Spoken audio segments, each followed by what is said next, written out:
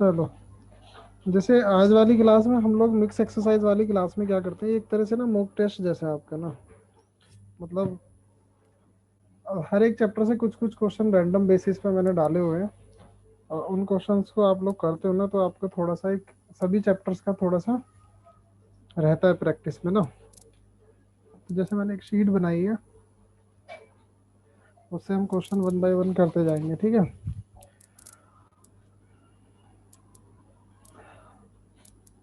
और आप लोग भी इसमें आंसर बताओगे बीच बीच में, ऐसा नहीं है कि मैंने एक्सरसाइज रखी है तो मतलब ये क्वेश्चन बेस्ड एक्सरसाइज होती है, तो आप लोगों को भी इसमें बताना है जो आता है आप लोगों को, ठीक है। तो जैसे पहला क्वेश्चन है, two students appeared at an examination, one of them secured 9 marks more than the other and his marks was 56% of the sum of their marks. What are the marks obtained by them? तो इस तरह के question में आप क्या बोलोगे कि suppose करो दो पर्सन है ए और बी, ठीक है। ए वाले के इसने बोला वन ऑफ देम, अगर इसके मार्क्स एक्स है तो इसके कितने होंगे, +9। x+9, ठीक है। और बोलता है और इसके 56% of the sum of their marks है, मतलब ये बंदा बी वाला जो है, इसके टोटल मार्क्स में से ना 56% इसी का वैल्यू है बी का। तो ए वाले का कितना हो जाएगा, 44। 44%। तो आपने यहाँ से डिफरेंस देख लिया करो, तो डिफरेंस आप देख रहे हो कि 12 का डिफरेंस है 12% का, और वही तुमको दिया हुआ है कि एक्स और x+9 का डिफरेंस जो 9 का है ना, वो 12% के इक्वल है। तो वहां पर आप बोलोगे 9 ÷ 12 × 100, तो उससे तुम्हारा क्या आ जाएगा, क्या पूछा, what are the marks obtained by them. तो इससे तो टोटल मार्क्स आएगा आपका ना, तो टोटल मार्क्स आएगा 3/4 × 100 = 75। और 75 का अगर आपको ये मैक्सिमम मार्क्स आया है, इसका अगर तुम 56% कैलकुलेट कर दोगे तो ये बी का आ जाएगा, और 44% अगर कैलकुलेट कर दोगे तो ए का आ जाएगा। तो ए का निकालने के लिए मतलब 44% ऑफ 75 कितना होगा,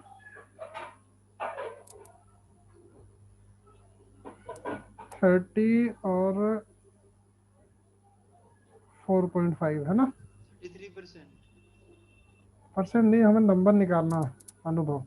34.5 आएगा ना, देखो क्रॉस चेक करना कैलकुलेटर से, 33 यही आ रहा है। 33 आ रहा है पूरा। हाँ।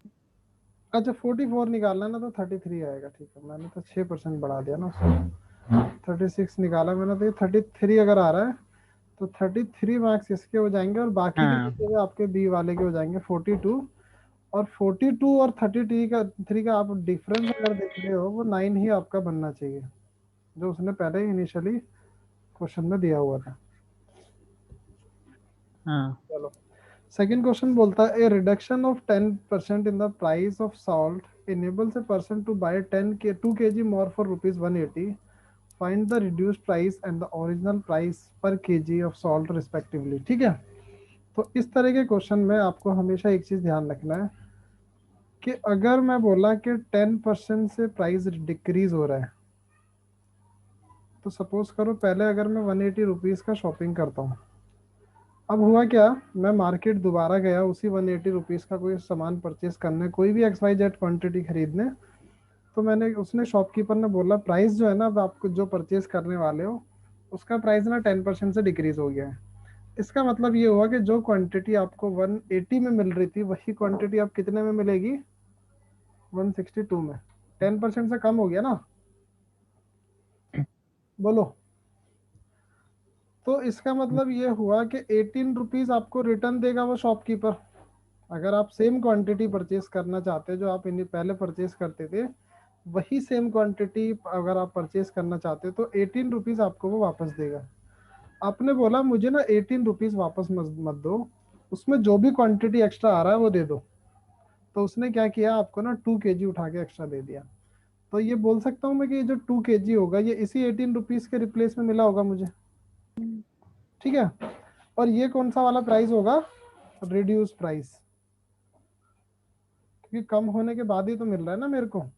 तो मैंने बोला कि 18 ÷ 2 = ₹9 पर केजी,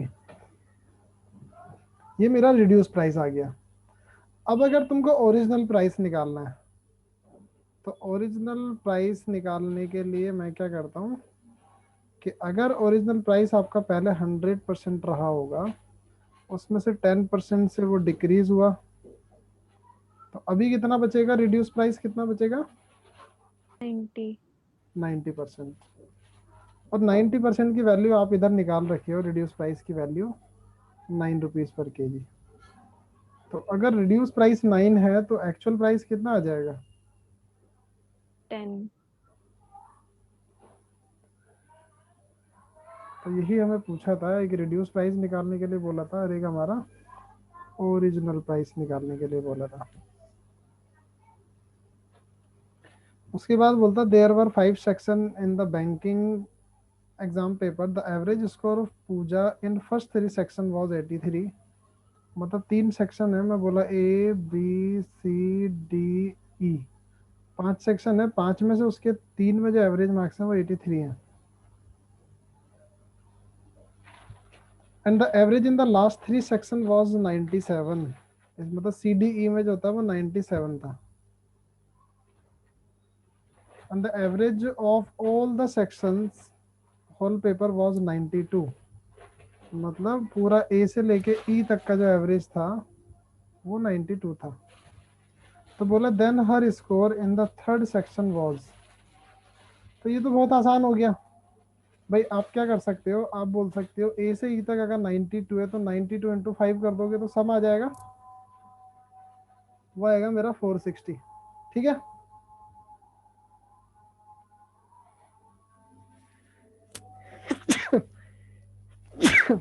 सॉरी। तो जैसे 83, अब आप क्या कर रहे हो, जैसे ए बी सी का निकाल रहे हैं और सी डी ई का निकालते हैं हम। तो अगर ए बी सी का आप निकालते हो, ए प्लस बी प्लस सी का, तो आप बोलोगे 83 इंटू 3 कितना बनेगा, 249। 279। 49 बनेगा ना।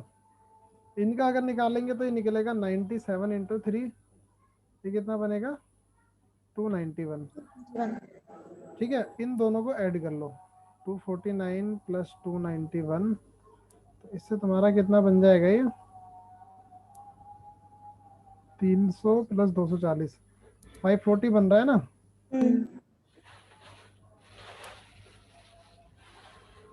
कोई गलती तो नहीं हो रही, देखना ध्यान से। Yes sir. सही। 249 भी करेक्ट है, ये भी मेरा करेक्ट है, और ये मेरा 249 प्लस इतना कर रहे हैं तो 540 बन रहा है। अब हो क्या रहा है, टोटल सम जो सबका बनना चाहिए 460 बनना चाहिए, लेकिन आपका बन रहा है 540। अब ये 80 एक्स्ट्रा इसलिए हो रहा है क्योंकि बी जो सी जो है ना, यहाँ पर 2 बार काउंट हो रहा है कॉमन, इधर भी और नीचे भी। तो जितना भी तुम्हारा वैल्यू एक्स्ट्रा आ रहा है उसी को आप बोल सकते हो ना सी का वैल्यू होगा। तो आप 540 में हाँ। से 460 अगर माइनस करोगे तो आप बोलोगे कि 80 जो वैल्यू है ना वो सी का वैल्यू है, जितना भी एक्स्ट्रा आ रहा है।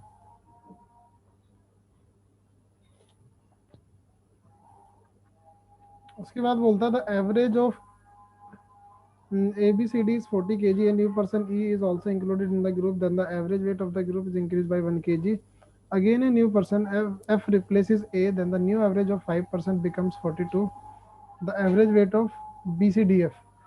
तो ये बोलता है ABCD इन सब का एवरेज वेट 40 है, 4 लोग हैं, तो मैं 40 इंटू 4 करके मैं सम देख लेता हूँ, इनका 160 होगा। ठीक है, बोलता a new person E is also included in the group, then the average weight of the group is increase by 1 kg।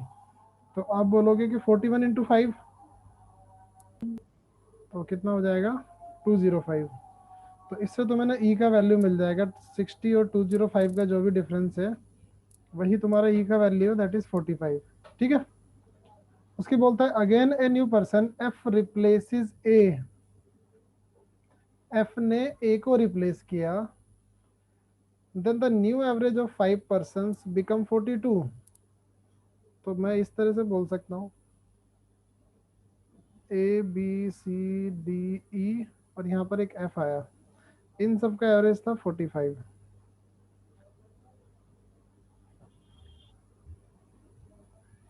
अच्छा ई तक है ना हमारा, एफ तो कोई और ही वैल्यू है, एफ का हमें नहीं पता है, इन सबका एवरेज 45 है 5 का। अब बोला जब एफ ने ए को सर रिप्लेस किया ना। हाँ एवरेज 41 हो गया है, ई का वैल्यू 45 है। ई के ऐड होने से 41 हो गया है, +1 इंक्रीज हुआ है ना। ठीक है, मैंने ई का वैल्यू लगा लिया यहाँ। तो एवरेज आपका 41 है। उसके बाद एफ जो है ना ए को रिप्लेस करता है, तो उससे क्या होता है, तो एवरेज जो है ना 42 बन जाता है। तो इसका मतलब B C D E F का जो एवरेज बन जाता है वो बन जाता है 42, इस तरह से।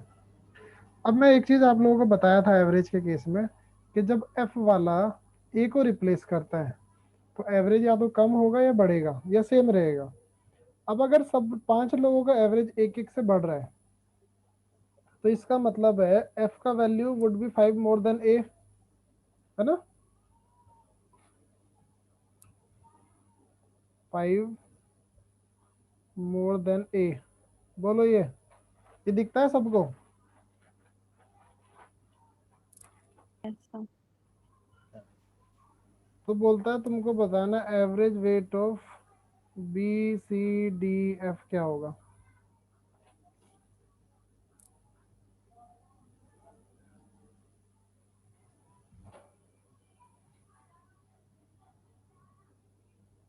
बता सकते हो ना, क्योंकि तुम्हें ई का वैल्यू पता है ना इसमें से। भाई आपको पता है कि बी से लेके एफ तक जो सम होगा वो होगा 42 × 5। ठीक है, ये हो गया मेरा 210। उसमें से अगर तुमको ई का वैल्यू पता है तो बाकी बी सी डी एफ का ही तो बच जाएगा। तो ई का वैल्यू आप इसमें से 45 माइनस कर दो, ये कितना बचेगा, 165। ठीक है, अब ये जो 165 है ना, ये आपका बी सी डी एफ का बचा है, क्योंकि मैंने ई वाला वैल्यू अगर इसमें से निकाल दिया, तो यहाँ पर आप बोलोगे 165 डिवाइडेड बाई कितने लोग हैं, और 4। और तो कितना बन जाएगा ये, 41 1/4, 41.2। 41.25 या 41 1/4।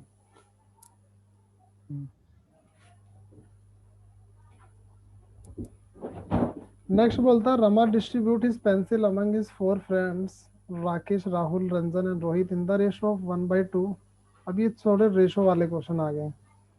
1/2 1/3 1/4 1/5 के रेशो में डिस्ट्रीब्यूट करती है pencil. What is the minimum number of pencil that he should have. कम से कम पेंसिल कितनी है जो उसके पास होनी चाहिए। तो कम से कम पेंसिल मतलब ये है कि जो भी रेशो का सम होगा उतना बोल सकता हूँ ना मैं। जैसे अगर मैं बोलूँ बोलूँ 1:2:3:4 के रेशो में मुझे डिवाइड करना है पेंसिल। ठीक है, तो मैं बोलूँगा 4+3+2+1, तो कम से कम 10 तो होनी चाहिए ना मेरे पास, और फिर 10 के मल्टीपल में होनी चाहिए फर्दर। तो यहाँ तुमको मिनिमम ही पूछा है कि कम से कम कितना पेंसिल होना चाहिए उसके पास। तो आप इसका रेशो बना लो। रेशो बनाने के लिए मैंने बोला था इसका बेस सेम बना लिया करो। तो बेस सेम बनाने के लिए इनका एलसीएम क्या होगा, 5 और 4 का 20, 2 का भी 20 हो जाएगा, इसका लगा लोगे तो 60 हो जाएगा। तो इस तरह से 60 बनाओ,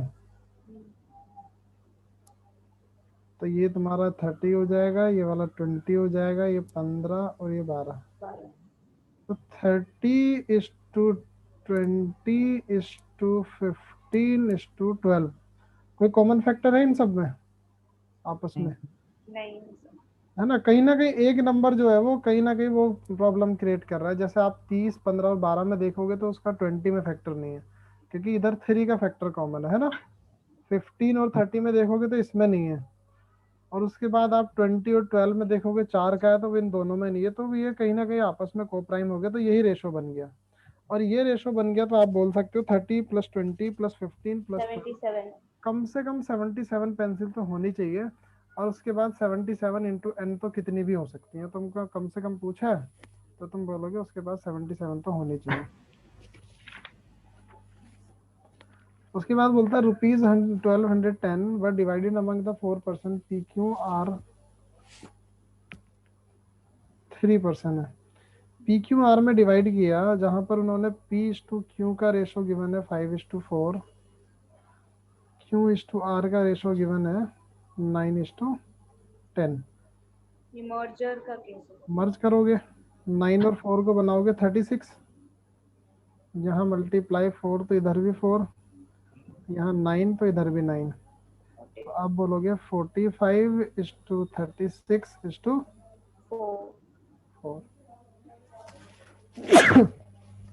सॉरी। तो इस रेशो में आप जो है 1210 को डिवाइड करोगे। तो 45 + 36 कितना होता है?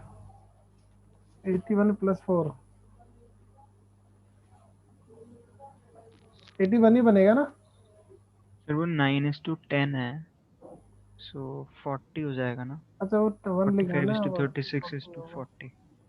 हाँ, तो 81 में 40 ऐड करोगे तो 121 बन जाएगा। तो आप बोलोगे 121 इज इक्वल टू, एक्स का वैल्यू तुम्हारा सीधा सीधा 10 आ जा रहा है। ठीक है। उसको जो भी पूछा है तुमको उसको मल्टीप्लाई करो, then R gets the amount. R का रेशो क्या है? 36 या 40 है। तो आप 10 में 40 मल्टीप्लाई करके बोलोगे आर वाले को मिलेगा 400।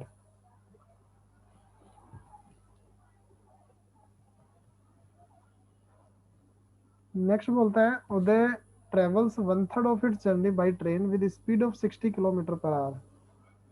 बोलता है 60 km/h से उसने 1/3 जर्नी कवर किया, and rest of the journey by car with 80 km/h।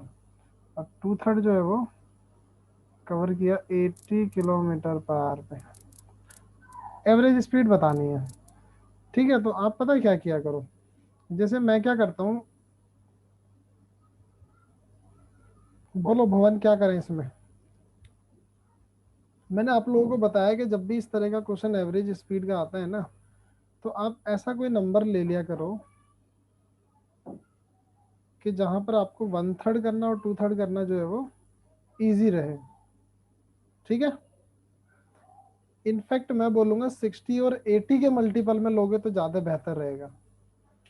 तो मैंने बोला अगर तुम 240 किलोमीटर का डिस्टेंस कवर कर रहे हो, ठीक है, तो आप बोलोगे उस 240 किलोमीटर से 1/3 जो जर्नी आप कवर कर रहे हो वो किस स्पीड पे कवर कर रहे हो? 80 की स्पीड पे। ठीक है। तो अगर वो 60 की स्पीड पे, The वन 61. थर्ड जर्नी अगर आप 60 km/h पे कवर करते हो तो 240 का 1/3 कितना होता है? 80 किलोमीटर। 80। मतलब अगर आप 80 किलोमीटर 60 km/h की स्पीड से कवर कर रहे हो तो यहाँ टाइम कितना आएगा? Time is equal to distance upon speed. Distance हमारा 80, स्पीड हमारी 60, टाइम आ गया 4/3 आवर। बाकी बचा मेरा इधर के लिए 160 किलोमीटर। स्पीड मेरा 80 km/h, तो सीधे सीधे 2 आवर्स। ठीक है। अब हमने क्या बताया था एवरेज स्पीड के लिए कि टोटल डिस्टेंस अपॉन में टोटल टाइम। तो टोटल डिस्टेंस जो आपने कवर किया है वो है 240 किलोमीटर का। टोटल टाइम आपको लगा है 2 + 4/3 आवर इधर लगा है। तो क्या बोलोगे आप? 1/3 बोल सकता हूँ ना मैं इसको, मतलब 10/3 हो जाएगा। तो 240 डिवाइडेड बाई 10/3 को ऊपर ले जाओगे तो ये हो जाएगा 3/10।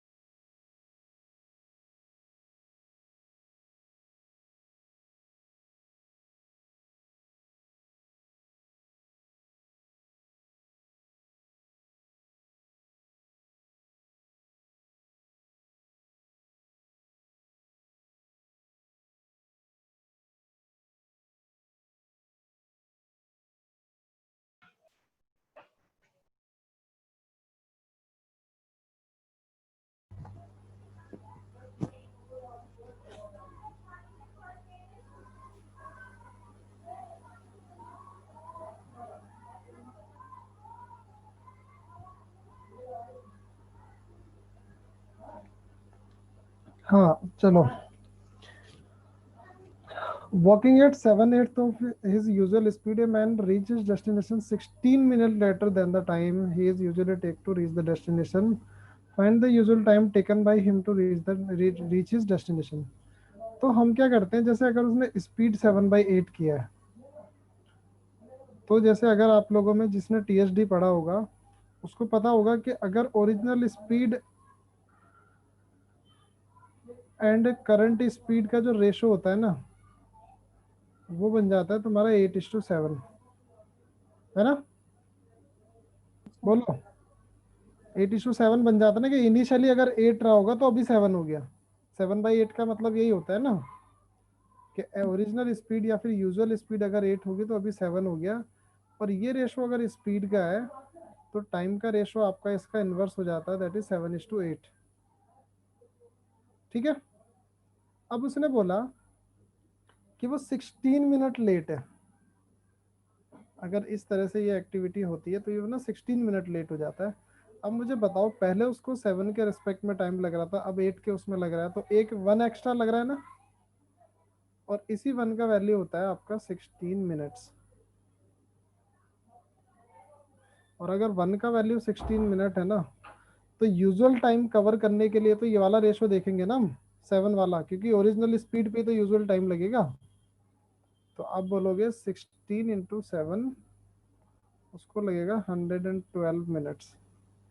और इसी को आप लिख सकते हो 1 hour 48. 48 बनेगा, कितना बनेगा, 52 बनेगा.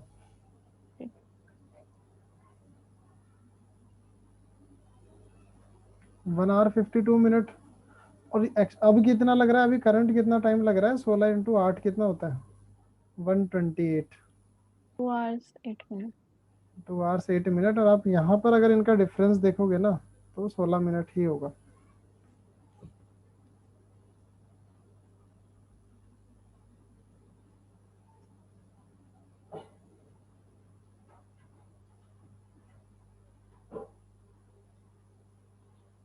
हाँ, ये वाला बताओ जरा, ये पिछला जैसा क्वेश्चन है. A person goes to office by train, he walks to the railway station close to his home to catch the train. One day he walked at 4 kilometers per hour and missed the train by 5 minutes. And the next day he walked at 6 kilometers per hour and reached the station 7 minutes before the arrival of the train. Find the distance between his home and the station. बोलो. ये आप लोग बताओगे क्योंकि बिल्कुल same question है पिछले जैसा.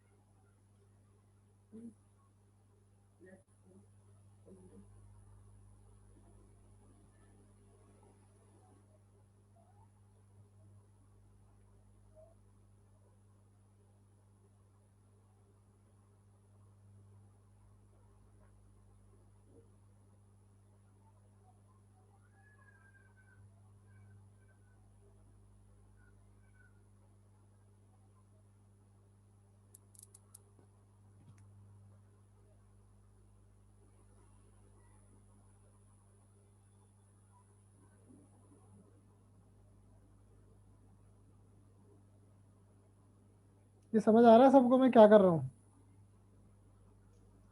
Sir hmm. सर जैसे डिस्टेंस तो रेलवे स्टेशन से घर से तो सेम ही रहेगा, हम्म. तो speed is equal to distance upon time होता है. हम्म. हमने मान लिया कि वो उसका जो टाइम है वो x सेकंड्स है, जो प्रॉपर टाइम है जिसमें वो अबे उसको पहुंच सकता छोड़ो, है। तुम रुको। तुम टीएसडी का क्लास किए हो? सर मेरा निकल तो गया, पर टीएसडी का क्लास नहीं किया। अच्छा निकल गया टाइम, आंसर बताओ ना फिर निकल गया तो। पर सर आंसर ठीक नहीं आ रहा, पर तरीका सही है मेरा। कितना आ रहा है तो बताओ। एक बार सर आप अपना बताना, मैं बता देता हूँ। नहीं तुम बताओ पहले। 2 मिनट सर।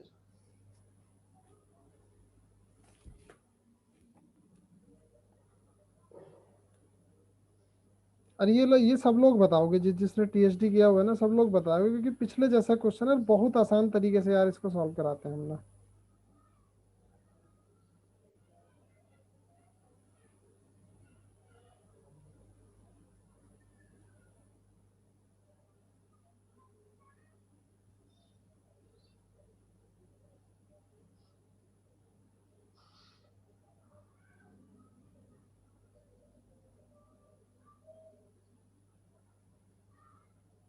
यार अभी जब मैं पिछला क्वेश्चन करवाया था वो नहीं समझ आया क्या? तुम लोगों को बताते क्यों नहीं हो?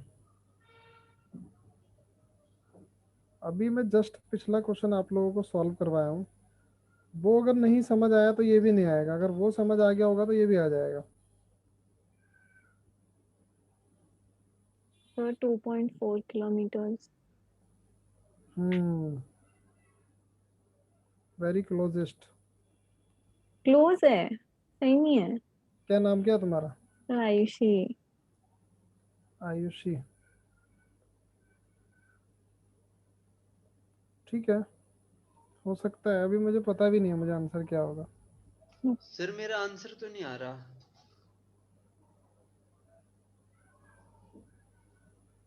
देखो अनुभव, सर एक बार मेरा मेरा एक बार तरीका देखो कि मैं आपको बताता हूँ। बताओ क्या तरीका है तुम्हारा?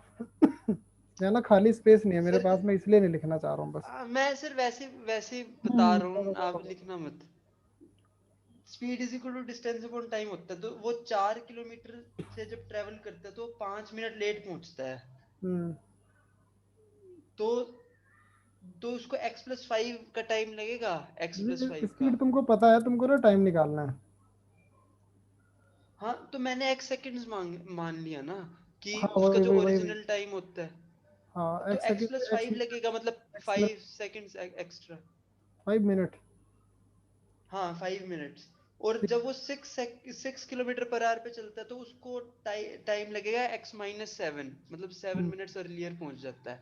हाँ तो डिस्टेंस तो दोनों में सेम रहेगा। बिल्कुल सेम रहेगा। उसके आगे क्या करोगे बताओ?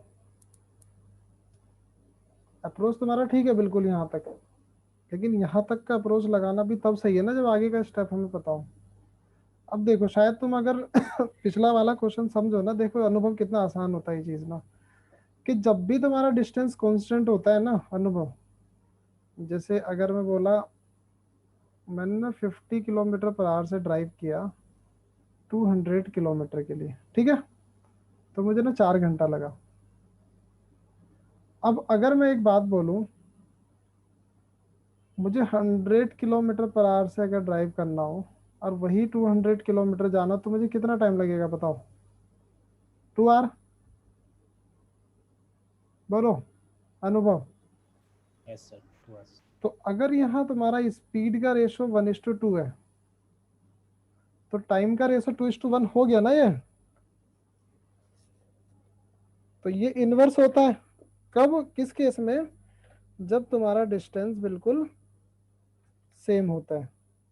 और डिस्टेंस सेम होने की कंडीशन पे ही वो अप्लाई होता है, ये रूल अप्लाई होता है कि आप टाइम का रेशो इन्वर्स कर सकते हो स्पीड का। अब जब तुमको यहाँ पता है 4 किलोमीटर पर आवर और 6 किलोमीटर पर आवर की दो स्पीड है, इनका रेशो होगा 2:3, स्पीड का रेशो। 4:6 तो 2:3 बनता है। तो टाइम का रेशो क्या हो जाता है? उसका उल्टा हो जाता है, विच इज 3:2। अभी पिछले क्वेश्चन में जस्ट मैं बताया हूँ कि इनका जो डिफरेंस है 3 और 2 में, टाइम का डिफरेंस कितना आ रहा है? 1 का।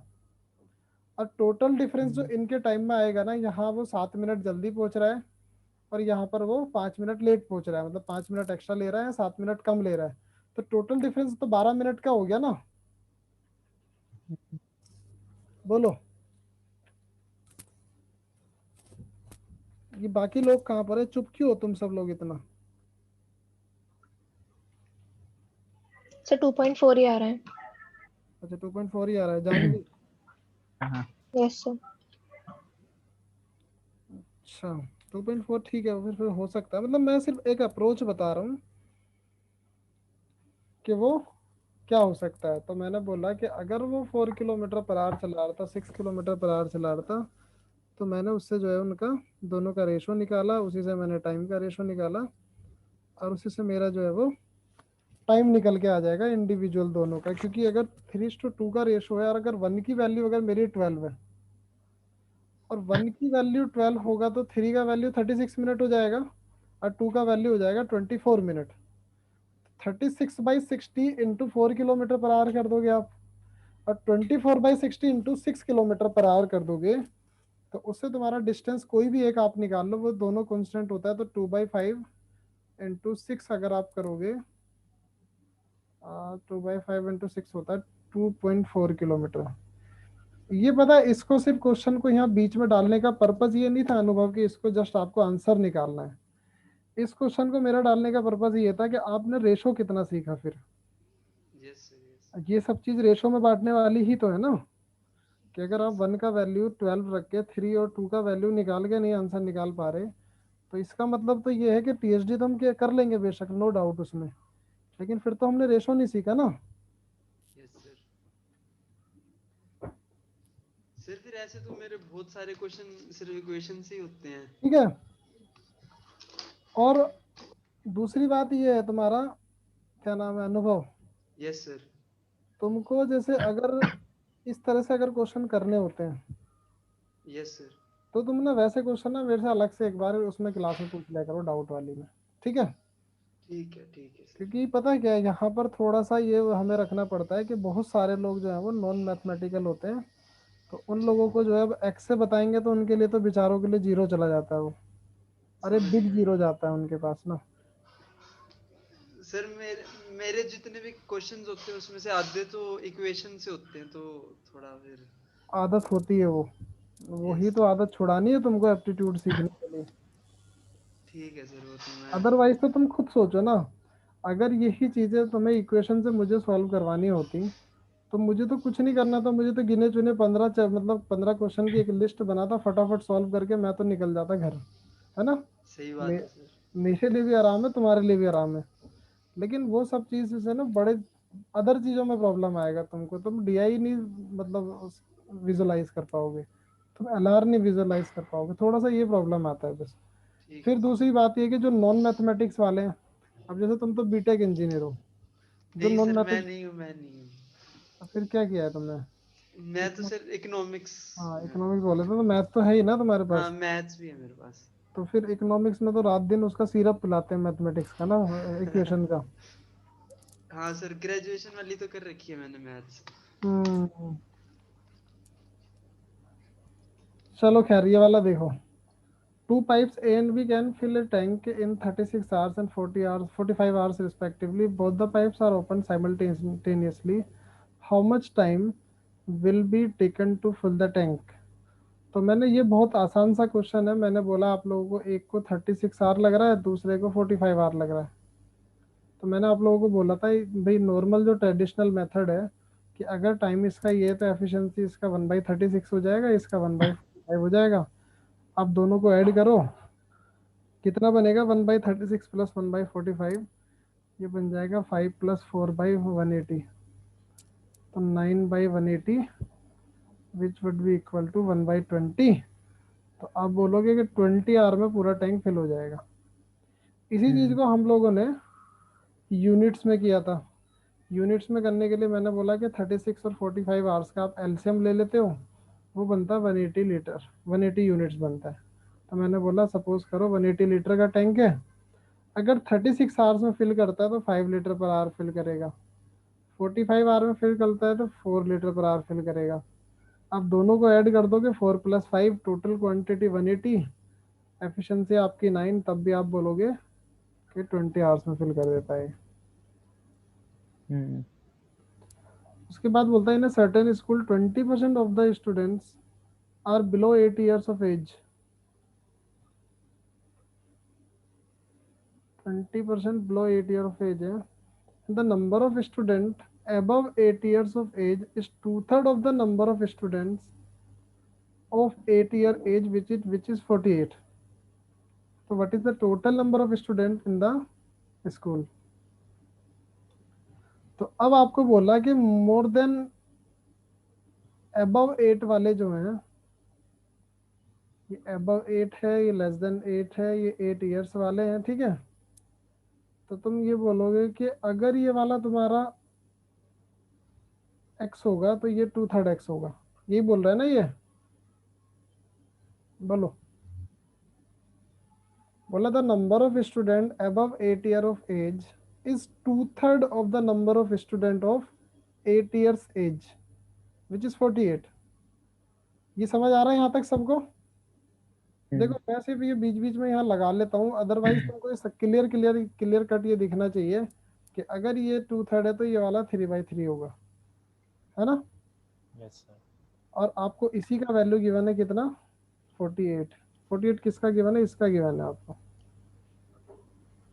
ये गिवन है the number of student above 8 years of age is 2/3 of the number of student of 8 years age, which is 48। मतलब इसका वैल्यू है ये वाला ना, इसका नहीं है। तो आपको पता है 3/3 का वैल्यू अगर 48 है तो 2/3 का वैल्यू कितना होगा, बोलो।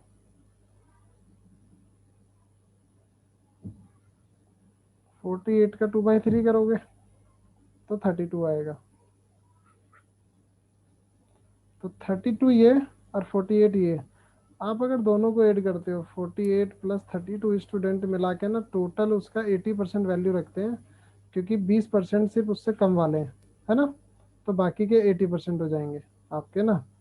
तो अगर ये 80 स्टूडेंट है, क्या है, हाँ 80 स्टूडेंट अगर 80% वैल्यू रखते हैं तो टोटल स्टूडेंट कितना वैल्यू रखेंगे, बोलो फटाफट। 100। 100. 100। तो आप बोलोगे वहाँ 100 स्टूडेंट्स होंगे।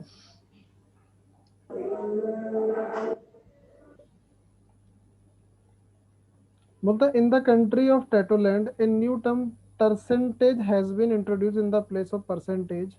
While percentage is per 100, percentage is per 125. What will be the percentage marks obtained by a student in a Tetoland his if his percentage of marks is 72? ये क्वेश्चन आप लोग थोड़ा सा कभी सुने हो आज तक, कभी परसेंटेज एक term? No sir, no. No, sir. नहीं सर. चलो थोड़ा सा इसमें दिमाग लगाओ, फिर क्या हो सकता है।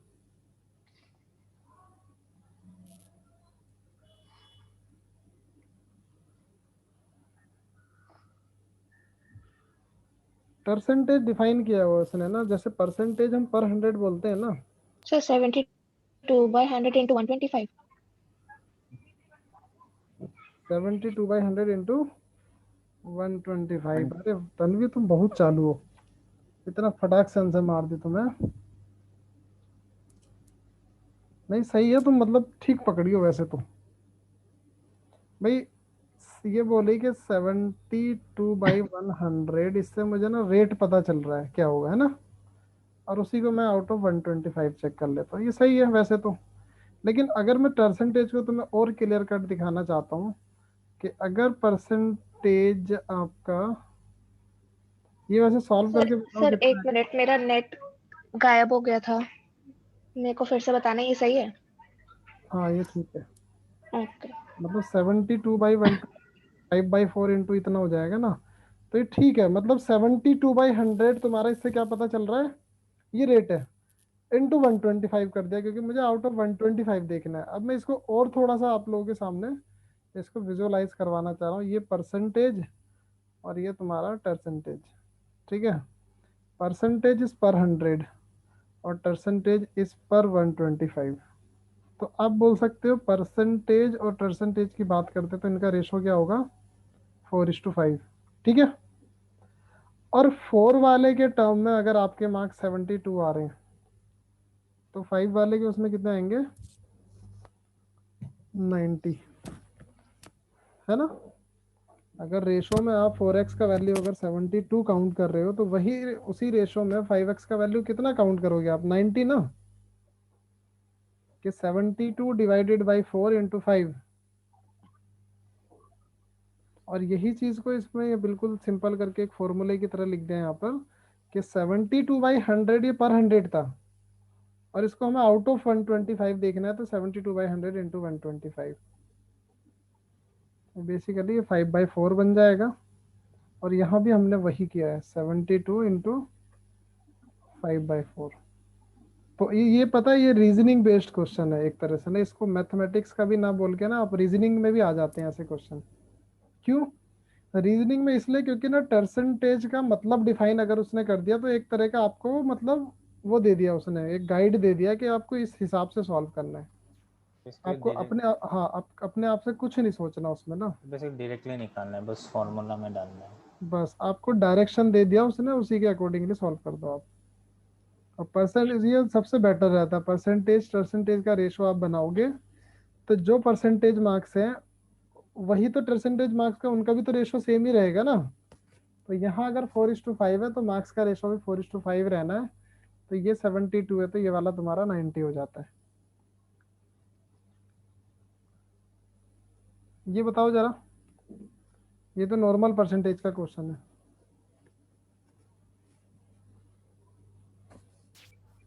1000। 1000, वेरी नाइस। तुम बताया 1000।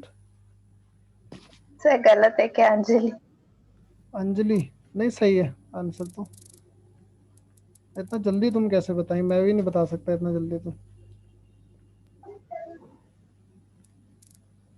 आई जस्ट वांट टू नो।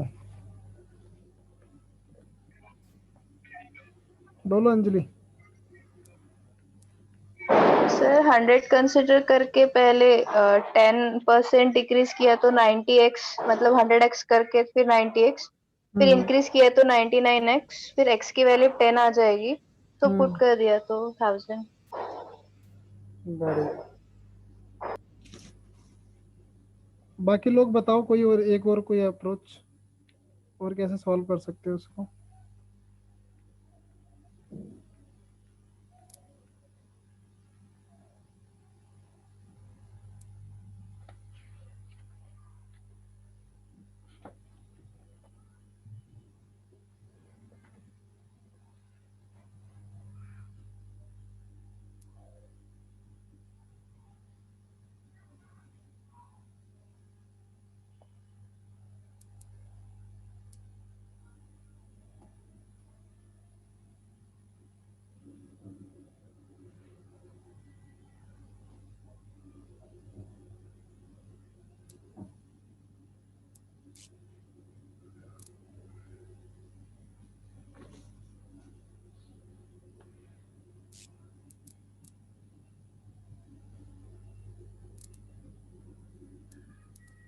और मेरा 108 आ रहा है, पता नहीं क्यों।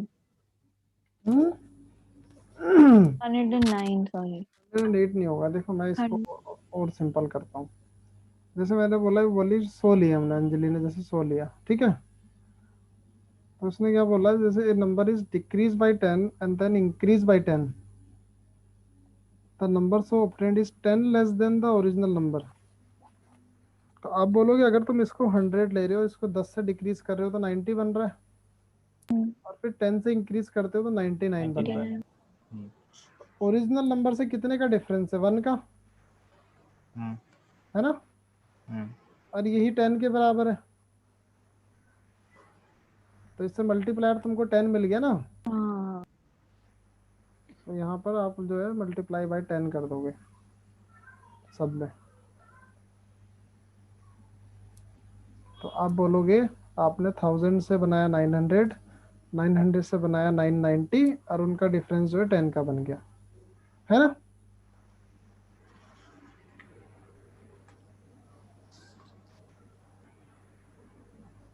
तो जैसे उसी चीज को वो बोली थी, क्या नाम है, अंजलि, अंजलि तुम भी ऐसे ही की थी ना इसको, बस वहां पर इसी चीज को यहाँ एक्स लगा लो बस, हाँ इतना होता है बस। और ये 1 की जगह ना एक्स का वैल्यू आ जाता है आपका 10, तो वही मल्टीप्लायर बन जाता है। बोलता है in a maternity centre 8% of all the child birth cases result in twins. What is the approximate percentage of twins out of the total children born? बताओ कि क्या होगा इसका।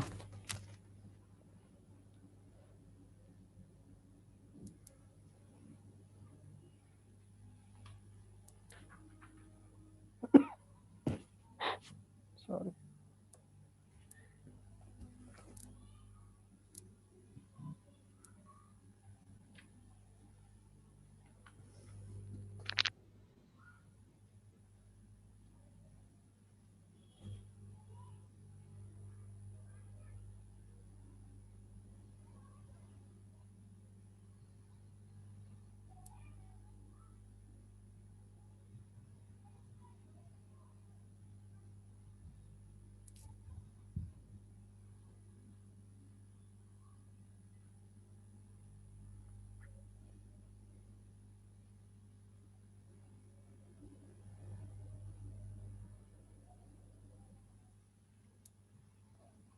अरे यार इतना आसान क्वेश्चन के लिए भी तुम लोग क्या सोचते रहे, इतने तो कंजूस क्यों हो तुम लोग आंसर बता। अप्रॉक्स 13% है।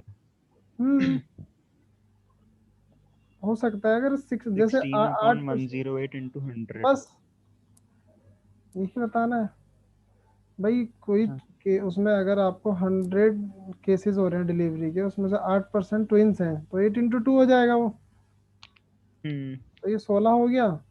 और इधर तुम्हारा 92 है, 100 की ये जगह लो 108 हो गया। 108 हो गया।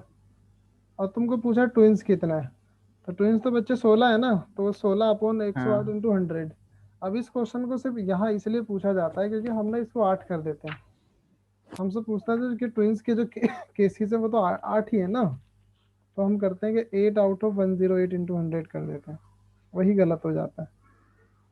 तो बच्चे जो है वहाँ पर 16 है। तो what is the approximate percentage of twins out of total children born? Percentage of cases नहीं पूछा उसने, परसेंटेज ऑफ चिल्ड्रन बोर्न पूछा है ट्विंस का।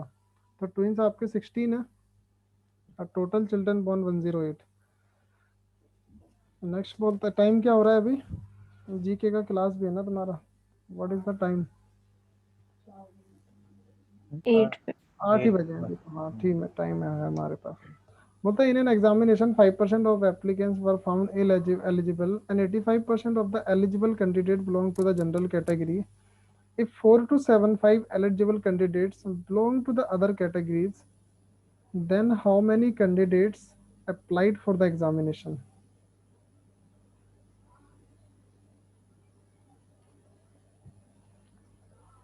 तो इस तरह के केस में आप क्या करते हो, in examination 5 applicant were found in eligible, मतलब 95% आपके एलिजिबल हुए, ठीक है, और यहाँ पर 5% इन एलिजिबल हो गए। अब बोलता है इस एलिजिबल वाले का 85% of the eligible candidate belong to general category. अब इसी को भी कैटेगराइज कर दिया उसने, मतलब इसी के भी 85% जनरल कैटेगरी है, तो बाकी के बचे हुए 15% जो है वो अदर कैटेगरी के होंगे। ये बोलता है if 4 to 7 5 eligible candidate belong to the other category then how many candidate applied for the examination. तो आप उसमें क्या करते हो, अगर ये आपका अदर कैटेगरी है तो इसी का वैल्यू तो 4 to 7 5 है ना, तो आप बोलोगे 4 to 7 5 डिवाइडेड बाई 15 इंटू 100% जो आप निकालोगे ना, उससे आपके टोटल एलिजिबल निकल के आएंगे, ना कि आपका ये पूरा कितने लोगों ने अप्लाई किया। ये सिर्फ एलिजिबल की वो किया था इसने कैटेगराइजेशन, तो टोटल एलिजिबल निकालोगे आप इससे ना, कितना आ रहा है ये, 15 2 हो गया, 12 हो गया, 8 7 हो गया, 15 25 75, तो ये हो गया 28,500। तो आप बोलोगे कि 28,500 अगर आपके एलिजिबल कैंडिडेट हैं, तो टोटल कैंडिडेट जिन्होंने अप्लाई किया है वो अगर आप निकालोगे, तो आप बोलोगे कि टोटल के रिस्पेक्ट में 18,500 इज इक्वल टू 95%। और उसी को इंटू 100 अगर कर दोगे तो टोटल आ जाएंगे तुम्हारे, और आपको इससे मिलने वाला है 30,000। इसने पूछा how many candidate applied for the examination, तो इसका आंसर आपका हो जाता है 30,000। और अगर एलिजिबल 85 है तो उसमें से मतलब एलिजिबल जनरल में है तो 10% नहीं होंगे जो नहीं नहीं नहीं नहीं, मैं 85% ऑफ टोटल नहीं बोला, उन्होंने बोला 85% ऑफ द एलिजिबल। जैसे एलिजिबल कोई एक वर्ड है, तो ऑफ द एलिजिबल का मतलब ये होगा कि एलिजिबल के रेस्पेक्ट में अगर वो 85 है ना, तो वो अदर वाले ना 15 बचेंगे, क्योंकि एलिजिबल को भी तो वहां तुमको 100% कंसिडर करना पड़ेगा ना, हाँ ओके राइट ठीक है। है ना। अभी मैं सिर्फ एलिजिबल को ही पूरा 100 रख के चलता हूँ, जब मैं इस तरह से कैटेगराइजेशन करता हूँ ना किसी की, तो मुझे इसको भी ना 100% रखना पड़ता है। ठीक है, तो ये अगर 85 ऑफ द एलिजिबल है, अगर 85% ऑफ टोटल बोलता ना तब मैं इसको 10 रखता, लेकिन 85% ऑफ द एलिजिबल मतलब इसी का सिर्फ 85%, तो 15% ये हो गया, विच इज इक्वल टू 4275। तो इससे तुमने निकाला 100% का, जो ये वाले 100% का वैल्यू आएगा वो आएगा 28,500। तो मुझे पता चला कि इतने एलिजिबल कैंडिडेट हैं, और एलिजिबल से कितने लोगों ने अप्लाई किया था उसके लिए मैंने ये बताया कि अप्लाइड कैंडिडेट जो है ना वो इनिशियल वाले होंगे, सबसे शुरू वाले, है ना। तो वहां पर मैंने किया कि 28,500 डिवाइडेड बाई 95 इंटू 100 किया, तो मुझे पता चला कि अप्लाइड किया होगा 30,000 स्टूडेंट्स ने।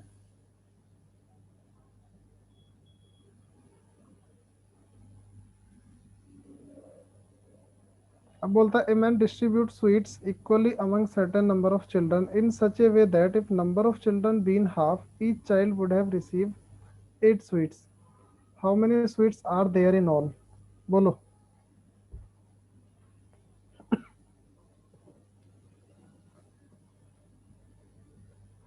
A man distributes sweets equally among certain number of children in such a way that if the number of children being half, each child would have received 8 sweets। तो तुमको एक बात बताओ, जैसे अगर मैं बोलूँ कि 20 लोग हैं और मैं ना वहाँ उनके बीच में ना 100 स्वीट्स डिवाइड करता हूँ, तो हर बच्चे को मिलेगी कितनी, या फिर मैं 200 कर लेता हूँ, 10-10 हो जाएगी, तो तुमको पता है कि 10 ईच मिलेगा। Yes sir. अगर मैं पार्टिसिपेट, ये अगर मेरे नंबर ऑफ स्टूडेंट 20, अगर नंबर ऑफ स्टूडेंट को मैं 20 की जगह 40 कर लेता हूँ, तो हर एक बच्चे को कितनी स्वीट्स मिलने वाली, 5 ईच।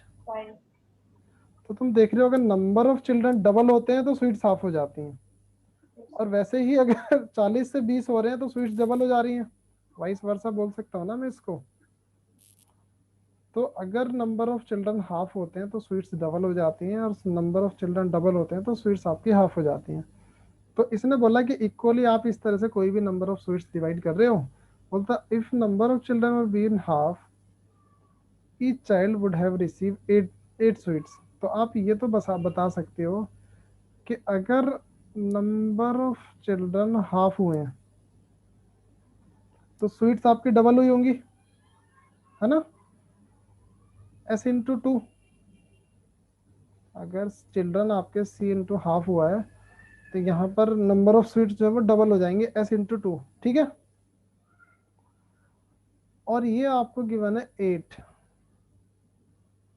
तो अगर s इंटू 2 8 है तो s का वैल्यू इनिशियली कितनी मिल रही होंगी, 8/2 is equal to 4 sweets each child.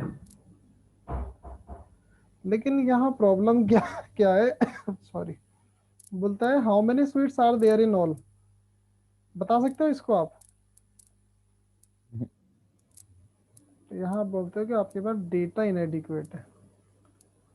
देखो, डेटा इनएडिक्वेट और कांट बी डिटरमाइन में ये फर्क होता है कि अगर इसी क्वेश्चन में आपको थोड़ी सी इंफॉर्मेशन और गिवन होती फर्दर तो आप शायद इसको सॉल्व कर पाते, है ना। Yes sir. लेकिन सॉल्व हो सकता है, तो यहाँ पर आंसर डेटा इनएडिक्वेट होता है, जहाँ आपको पता है कि मतलब ही नहीं है कि वो सॉल्व हो जाएगा, तो वहाँ हम बोलते हैं कांट बी डिटरमाइंड। चलो, ये आ गया हमारा प्रॉब्लम ऑन ट्रेन से क्वेश्चन। बोलता है a train passes a station platform in 36 seconds and a man standing on the platform in 20 seconds if the speed of the train is 54 kilometre per hour, what is the length of the platform? तो आप में से बहुत सारे लोग ऐसे हैं जिसने THD या प्रॉब्लम और ट्रेंस नहीं किया हुआ है, तो बताओ इस क्वेश्चन को मैं छोड़ूं कि करवाऊं, बताओ। मैं करवा दो देखता सर। कौन सर कौन किया हुआ है। मेरे ख्याल से एक भुवन, अंजलि, अनुभव तुम भी नहीं किया ना शायद, नहीं आयुषी, सर। जानवी, रितिका, रितिका भी नहीं की है अभी, निखिल ने किया होगा। चलो फिर भी हम बता देते हैं थोड़ा सा ना। सर बोल दीजिए सर। हाँ, ऐसा होता है कि जब भी कोई ट्रेन है ना, जैसे मैं बोला ये ट्रेन है और ये किसी स्टैंडिंग मैन को पास करती है ना, तो ये सिर्फ ना अपना पूरा लेंथ कवर करती है, ठीक है। कि जैसे यहाँ से शुरू हुआ इसने ओवरटेक करना, और जब इसके बैक साइड पूरा पार कर गया मैन को, तो इसका मतलब अपना लेंथ कवर किया ना।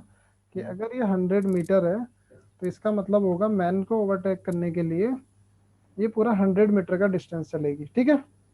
वहीं अगर इसी ट्रेन को मैन की जगह कोई ब्रिज या कोई प्लेटफॉर्म या कोई अदर सामने से आने वाली ट्रेन या कोई बगल में खड़ी हुई ट्रेन, उसको अगर पास करना होता है, तो उसको, जैसे ये दूसरा ट्रेन है इस तरह से, ये एक ट्रेन है, ये दूसरा ट्रेन है, तो इस केस में ना दोनों का लेंथ कवर करता है। मतलब 100 मीटर अगर इसका है, 150 मीटर अगर इसका है, तो अगर ये ट्रेन ए है और ये वाला ट्रेन बी है, तो if train A want to cross train B, तो उस केस में उसको 250 मीटर का डिस्टेंस कवर करना पड़ेगा टू मेक इट ओवरटेक,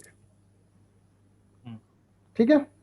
तो दोनों का लेंथ कवर करना पड़ता है। अब ये जो बी है ना, ये ब्रिज भी हो सकता है, ये आपका प्लेटफॉर्म भी हो सकता है, ये कुछ भी हो सकता है।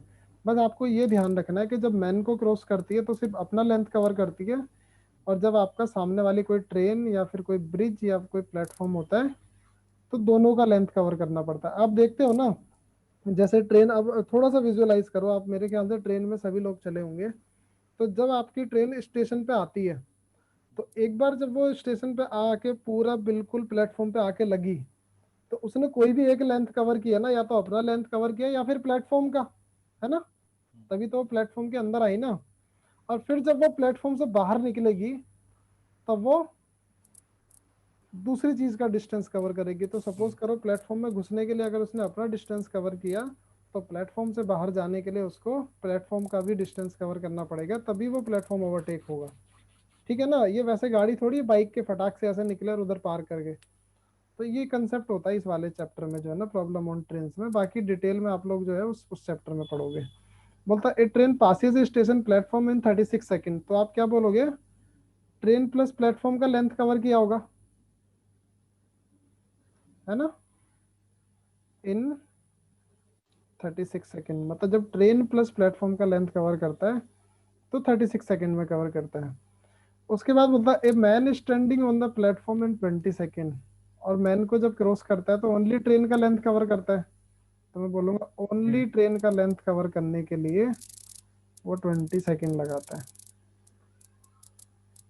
ठीक है। अब यहाँ से आपको बताना क्या है, what is the length of the platform का लेंथ बताना है। हाँ, मुझे एक बात बताओ, अगर t plus P is equal to 36 second, जिसमें से t का वैल्यू अगर आपको 20 दिया हुआ है, तो p का वैल्यू कितना हो जाएगा, 16 सेकेंड ना। मतलब ये हुआ कि ओनली प्लेटफॉर्म को क्रॉस करने के लिए, ओनली प्लेटफॉर्म का लेंथ क्रॉस करने के लिए उसको 16 सेकेंड लगेगा। अब इसका स्पीड है 54 किलोमीटर पर आवर। तो आप क्या करो, 54 इंटू 5/18 करके मीटर पर सेकेंड आ जाता है, और इन्हें किसी को इंटू 16 कर देना, तो 16 सेकेंड का आ जाएगा। तो ये तुम्हारा आएगा 15 मीटर पर सेकेंड, और इसी को अगर इंटू आप 16 कर देते हो तो ये आ जाता है 240 मीटर का लेंथ आ जाता है आपका प्लेटफॉर्म का, ठीक है। क्लियर है सबको। हालांकि सबको तो नहीं होगा, मैं जानता हूँ, क्योंकि टीएसडी जब तक नहीं पढ़ते हो ना आप, तब तक ये दिखता नहीं है क्वेश्चन। समस्या यहाँ है थोड़ी सी ना, ठीक है। अब आप सब लोग जो है, आज के लिए इतना ही काफ़ी है हमारा। ये मिक्स एक्सरसाइज वाली क्लासेस आप रेगुलरली किया करो, ठीक है। अच्छा रहता है आपकी प्रिपरेशन के लिए, क्योंकि आप हर चैप्टर से थोड़ा थोड़ा जो है वो ब्रश अप करते जाते हो उस चीज़ को ना। तो बाकी सब लोग आप लोग पुर हो जाओ। अनुभव तुम रुकना अभी, ठीक है? बाकी सब लोगों को बाय। ठीक है sir. Thank you sir, bye sir. Bye sir, bye good bye, night. Good night. अभी तुम लोगों का गुड नाइट नहीं है, क्लास लेना है तुमको एक अभी।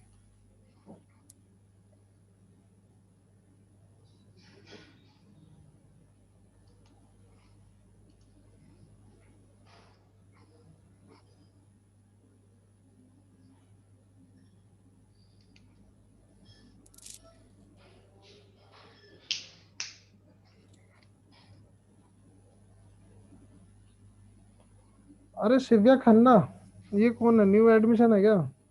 नाम तो सुना सुना सा लग रहा है मुझे। शिव्या, पंजाबी बाग वाली शिव्या हो गया तुम?